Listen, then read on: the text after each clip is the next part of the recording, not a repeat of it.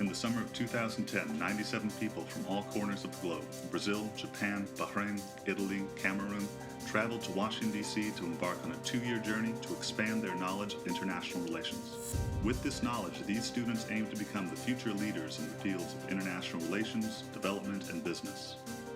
These are some of the students that came before the class of 2012. They are part of a diverse and close-knit global community of alumni from Georgetown's MSFS program. So after MSFS, I worked for about 3 months in Darfur for CHF International, doing an assessment of their fuel-efficient stove project. And then after that, I came back to Washington for about a year to do research with Professor Internacios on a book about foreign aid.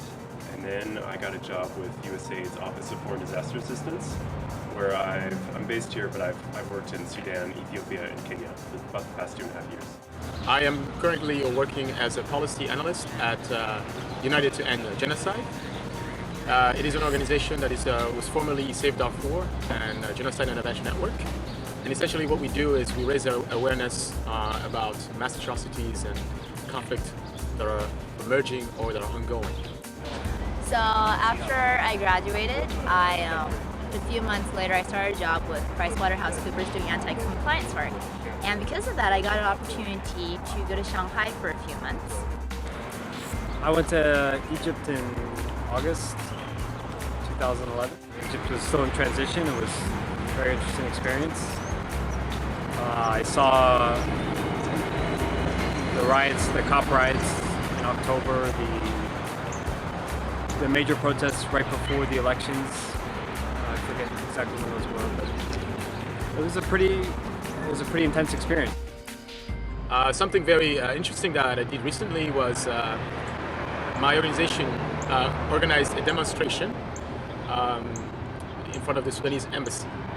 And the idea was to raise awareness about what's happening in Sudan currently. And we were fortunate that George Clooney was amongst us, and the idea was to get him arrested so that way we can sort of generate media attention so that through that the American public could be aware of what's happening in Sudan and then take action. MSFS has definitely been 2 of the best years of my life. I still obviously keep in touch with a lot of my friends. 2 of my highlights were definitely helping be the player coach of the back-to-back intramural basketball team, which is pretty awesome, and also being one of the founding fathers of the Provisional Revolutionary Authority, also known as the PRA, which I know is still very active in the international development conservation.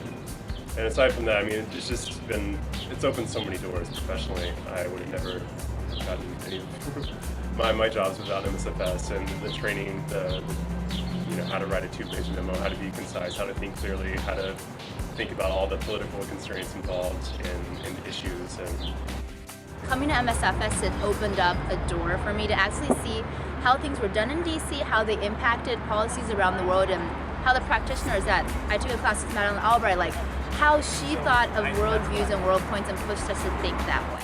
The biggest for me was the friendships, because I'm still today, a year out of my program. I go and I hang out with my closest friends. It's a big circle, and they'll be the closest friends for the rest of my life. And they have the same interests, and we'll be in the same field, and we'll be a great resource.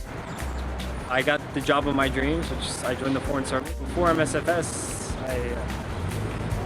I just can't imagine doing this. And yes, of course, people do it without having sought their MSFS degree, but I think it gives us a big leg up in joining the Foreign Service. As an African student from Rwanda, an MSFS education has truly empowered me with the skills, the knowledge, and the experience to make a difference when I eventually return home to Rwanda. So I'm truly grateful that MSFS had invested in me and gave me a chance to be able to make a difference in my homeland.